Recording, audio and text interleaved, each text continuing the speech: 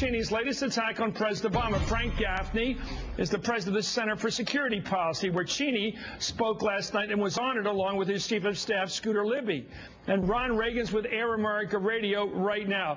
Good morning, Frank. Good morning, Ron. Let's take a look at what Dick Cheney said last night. This, I think, is the main thrust. Let's listen.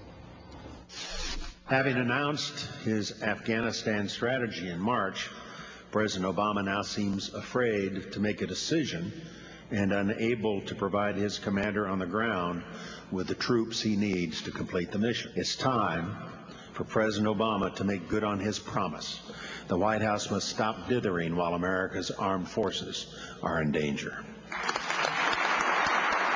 Make no mistake, signals of indecision out of Washington hurt our allies and embolden our adversaries. Waffling while our troops on the ground face an emboldened enemy endangers them and hurts our cause. Ron Reagan, what do you make of this indictment by the former vice president against the president's war policy? Tough words, dithering, waffling, basically endangering our troops by not making a command decision timely enough. What do you make of it? Well, I'll tell you, many people on both sides of the aisle have concerns about where to go next in Afghanistan. I'm very nervous, for instance, and a lot of people are, about whether there's a middle way here that we can see our way through in Afghanistan. And of course, Dick Cheney has every right to express his opinion about anything he wants to. But I have to say, of all the people on the face of the earth who lack credibility on this issue, Dick Cheney would have to be at the top of the list. He has gotten virtually everything wrong in terms of American warfighting over the last 8 years, the 8 years that he was in office. Iraq, threat to the United States? No, it wasn't. Involved with 9/11? No, Saddam Hussein wasn't. Did they harbor WMD? No, they didn't. Could we ignore Afghanistan for years while we pursued this war in Iraq? No, apparently we couldn't afford to do that. Our own generals are now saying it's in a downward spiral. So Dick Cheney has zero credibility on this issue. Let me go to Frank. First of all, I opened the show tonight by talking about this case before the courts now. A judge is about to rule, apparently, that the testimony, by much of it, by Dick Cheney in defending his chief of staff, both of whom, by the way, you honored last night. I want to ask you why you honored a guy who's a felon, a convicted perjurer and obstructor of justice, and Dick Cheney. You said that his chief of staff was responsible for service before self. You know, that strikes me as a guy who took the bullet for Cheney. Your thoughts? Why are you honoring a guy for protecting the boss in this regard?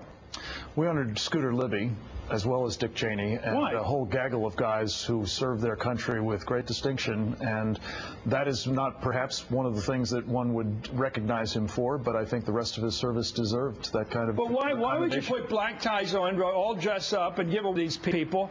I don't get it. The president wouldn't pardon him. George W. Bush didn't think he was innocent. I can't justify the president's decision. You think he was? I have my thoughts on it, and my general feeling is that he got a raw deal. Yeah. That he was innocent. I think that innocent, and he wasn't covered for the vice president. We know who told. No, I'm talking about obstruction of justice and perjury. We know who told the press about this instance, and I don't think it was. Okay, it just seems odd that these guys. It just seems odd you guys keep giving awards on the right to anybody you like. I think it's odd, but well, I mean, getting on a black tie and bringing up a convicted felon and saying, "Here's another trophy." In a lot of different ways. Anyway, do you think? Let me ask you a question.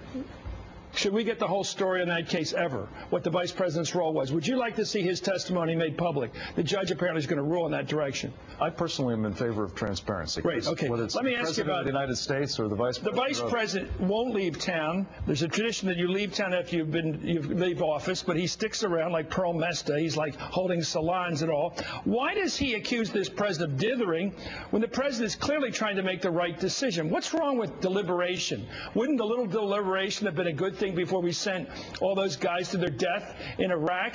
Thinking a little bit before you act? Your thoughts? I think that that's a mischaracterization of what happened in Iraq, and I think it's a mischaracterization of what's happening What's dithering mean? Dithering means that you are signaling 6 months after you adopted a strategy with much fanfare, you appointed a general to go implement that strategy. You said at the time and repeatedly you were going to resource it properly, that you don't know what you're doing. You don't know what the strategy is. You don't know what resources it requires. You're not sure how soon you'll be able to get it done. Suppose new intel came in. In the meantime, new intel that Karzai didn't win the election. He's not our leader. Didn't have anything to do with the strategy. These guys made a strategy 6 months ago. But here's the point, Chris. What we're watching is an unraveling that is happening in no small measure because the guys on the ground there are guys perhaps but certainly the bad guys, and a lot of Afghans in between, are saying, we're not sure they're going to be here. Right. And people adjust accordingly, and that's not good for our interest. If this is a war of necessity, as the president has said. Ron, you get in here because I read the speech. I read the vice president's speech, and I thought it was a very strong case for the need for us to be in there and defend the Afghan people against the Taliban forces who are coming back.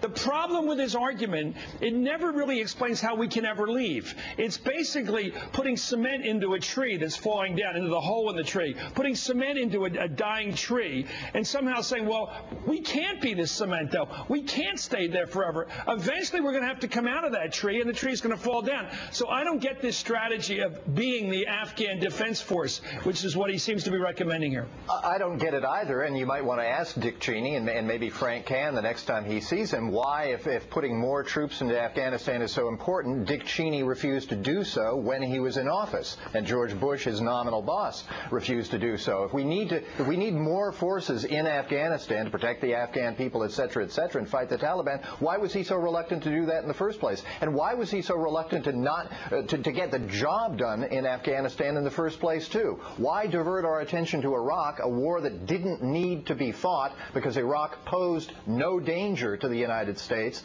Why do that and ignore Afghanistan? Again, the man has no credibility. And just one last point on Scooter Libby and Dick Cheney being honored last night by Frank's group. It's one thing to honor a convicted felon. It's another thing to honor an unindicted war criminal, and that is exactly what Dick Cheney is. He was as instrumental as anybody in the administration in pushing the torture policy that humiliated this nation in front of the world. So I guess you get a big prize for that, too. Well, look, where do I begin? Iraq was a war of necessity. We were dealing with a terrorist sponsoring regime that had access to weapons of mass destruction. We can debate that endlessly. Now it's access. I thought they had weapons of mass destruction. They did have weapons of mass destruction. Oh, the ones that we gave them in the 80s? The one that we gave them in the 80s? Let me interrupt just for a second. Retired General Paul Eden of the National Security Network today issued this response to Vice President Cheney's remarks last night. We've been talking about it. The record is clear. Dick Cheney and the Bush administration were incompetent war fighters. They ignored Afghanistan for 7 years with a crude approach to counterinsurgency warfare, best illustrated by 1, denying it, 2, ignoring it, 3, bombing it. While our intelligence agencies called the region the greatest threat to America, the Bush White House under-resourced our military efforts, shifted attention to Iraq, and failed to bring to justice the masterminds of September 11th. So we didn't catch Osama bin Laden. Well, that's their case. It sounds like all we're going to do here is indict. All I'm saying is, should we trust Cheney as an expert on war? The guys who history will record as losing Afghanistan will not be Dick Cheney and George Bush. If it happens, it will be because of guys on this watch who apparently had access when they came into office to the counterinsurgency strategy that they said last March they wanted to implement, and now they can't figure out whether Ron, that's in fact a good question. Why did this administration shift from its March strategy, which was counterinsurgency, to what looks like something like counterterrorism plus? We're not sure where they're going to end up. Or minus. Well, I'm not a mind reader, of course. I can't tell you exactly what President Obama is thinking, but you brought up before, we've got a different situation now. You now have an illegitimate government in Afghanistan. Well, if it was ever legitimate, but the election was a fraud. So we're now dealing with a government that the Afghan people doesn't believe in. Are we going to make that government our allies in order to defend those very same Afghan people? That requires a little more thought. Ron, you have got a sanctimony factor here that is extraordinary. I hope you're willing to take responsibility for what comes next. I would hope, Frank, that Dick Cheney would take responsibility for what he has done in the past. I know. Attack. If indeed we fail, well, Frank, when it's appropriate, I will. Okay, let me tell you the trouble. Part responsible for the dithering and the failure. I'm not responsible. Dick Cheney was during his 8 years. And we didn't lose Afghanistan during his 8 years. And let me tell you something. Well, yes, you did. I beg to differ, Frank. This is the old. Not after 9/11. The old canard. Lose Afghanistan. Frank, you're a nice guy, but you do yourself no credit by defending a man like Dick Cheney. Let me get one at a time. Would you own Afghanistan. Every time you go in and occupy a country, you're eventually going to have to leave. That's my problem with occupation as a means of defending the United States. Once you occupy a country, eventually you have to leave, unless you say you're going to stay there indefinitely. Or unless you create conditions in which you can stay. We've been there 8 years. What have we done? As we are in Germany and in Japan today. There were no American soldiers killed after VA Day, and you know it. And there were people killed after VA Day, as a matter of fact. There were Americans killed. Not in Europe. Yes, indeed. Not in Germany. Yes, indeed. There were. Chris, the point is, when did this happen? We had all kinds of operations that were going on by revanchist groups that were still trying to kill Americans and others. Was it I went back and checked this. There was no activities after 45. There certainly were activities. Was it a mass problem? No. Has it been a problem since? No. And that's what ideally we would like to have in places like Iraq and Afghanistan. How long do you want Americans to be the gendarmes? I don't want them to be the gendarmes at all. I want them to be part of a stable government that denies the Taliban and denies the permanent occupation 10, 20, 30 years, that's all. Being present to support them, just as we've done in Japan. At least you're open about it. Just as we've done in Japan and Germany. A permanent no American today is insisting that those forces. This is what I've heard the neocons want: a permanent U.S. military establishment in the Middle East. That's what you want. It's not in Afghanistan. In the Middle East. It's not in the Middle East. Iraq, Afghanistan. That's not in the Middle East. I would personally like to have Americans forward deployed because I think we wind up saving ourselves a lot of grief. The way they look at it is an occupation force. The way you use the term. If we have in fact helped them survive what the Taliban is trying to do to them, I think they will be grateful to have us there, not regarding us as an occupation force that must be expelled. So if you had a vote, right now, let me ask you a question, because I don't know the answer. Best questions, right? If you had a vote in Afghanistan among the people who are not Taliban right now, would they vote for us to stay?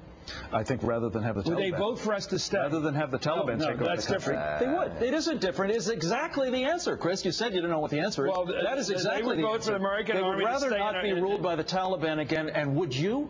Would you, Ron? Would you want to be ruled? Why we went into Afghanistan in the first place, Frank. That wasn't the way. That was not why we went into Afghanistan. Ask yourself this: would you want the Taliban to be victorious in Afghanistan? Because believe me, what does that even mean, Frank? What does that even not just the Taliban, Frank? but what you were saying is utterly will be emboldened and empowered by our defeat there. It is a red herring because you have no argument. You do have to take responsibility. No argument, gentlemen. One of the great ironies of American politics is the group in this country. Your father would be ashamed of you. That's not fair. The country, it is. You better watch your mouth about that, Frank. The group in this country that most resembles the Taliban, ironically, is the religious right. Thank you, Frank Gaffney, and thank you, Ron Reagan. Wow, that was a hot one.